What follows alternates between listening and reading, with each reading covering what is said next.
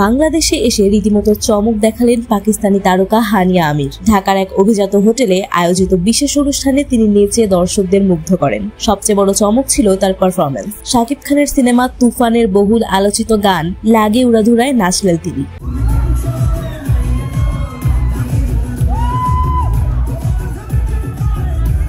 স্টেজে আলো ঝলমলে পরিবেশে হানিয়ার সেই নাচে দর্শকরা উচ্ছ্বাসে ফেটে পড়েন। অনেকেই মনে করছেন পাকিস্তানি এই অভিনেত্রীর শাকিবের গানে নাচা নিছক কাকতালীয় নয়, বরং এর মাধ্যমে হয়তো ইঙ্গিত মিলছে আসন্ন কোনো চুক্তির।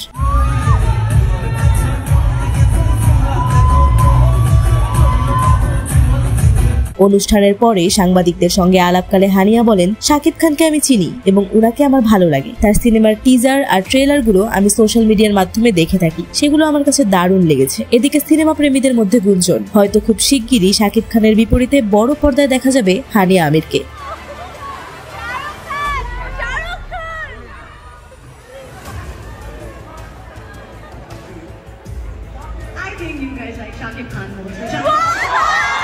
কারণ তাকে ইতিমধ্যেই অফার করা হয়েছে শাকিব খানের আসন্ন cinema Prince once upon a time in Dhaka এর নায়িকা হিসেবে।